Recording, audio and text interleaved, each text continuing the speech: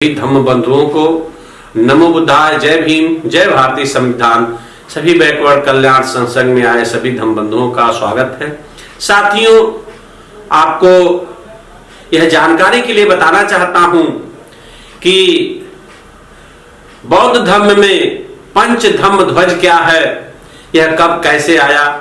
साथियों, श्रीलंका में जब विश्व बौद्ध धम्म सम्मेलन हुआ तो उस समय डॉक्टर बी.आर. अम्बेडकर साहब भारत का प्रतिनिधित्व कर रहे थे। उस समय कई देशों के धम्म सम्मेलन में आज की जीवन शैली के अनुसार 5 रंगों से, जो आपके सामने यह 5 रंगों की दुनिया से बना हुआ पंच धम्म ध्वज है, यह हमारे देश में अम्बेडकर साहब के द्वारा लाया गया। साथियों, यह धम्म ध्वज का मेन उद्देश्य क्या है, यह आपको जानकारी के लिए बताना चाहता हूं बैकवर्ड कल्याण सत्संग के माध्यम से। साथियों, इसको निपल्सना कहते हैं। 60 कट में से नीला, पीला, लाल, सफेद और नारंगी, इन 5 रंग का जीवन में बहुत ही महत्वपूर्ण है। सामान्य जीवन में इसका जीवन शैली में बहुत ही महत्वपूर्ण है और इन 5 रंग की दुनिया में आपको बताना चाहूंगा कि इनका क्या महत्व है। सबसे पहले जो रंग है नीला, नीले रंग का महत्व है साथियों कि आपके जीवन, खासकर जो बहुजन समाज या बहुजन हिताय बहुजन सुखाय का व्यापक है, व्यापकता है, बड़े पैमाने पर है और यह समानता का प्रतीक है, समानता का प्रतीक है और व्यापकता का प्रचायक है, इसलिए निपल्सना है।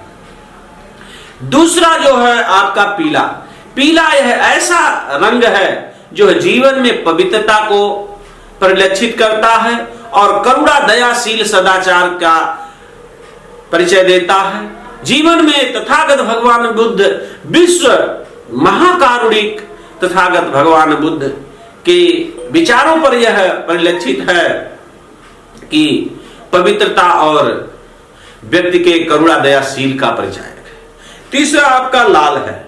लाल रंग हमेशा व्यक्ति को गतिशील रहने के लिए और अपने कार्य को करने के लिए दृढ़ संकल्पित होकर के रहने के लिए यह आपको इंगित करता है। और इन शब्दों को समझने के लिए आपको जरूरी है कि किसी भी कार्य को लक्ष्य प्राप्त करने के लिए व्यक्ति को दृढ़ संकल्पित रहना होगा और हमेशा व्यक्ति को अपने कार्य में गतिशील रहना होगा, क्योंकि निरंतरता ही व्यक्ति की सफलता और सफलतम मार्ग है। कोई भी व्यक्ति अगर निरंतर चलता रहेगा तो वह ऊंचाई पर पहुंच जाएगा।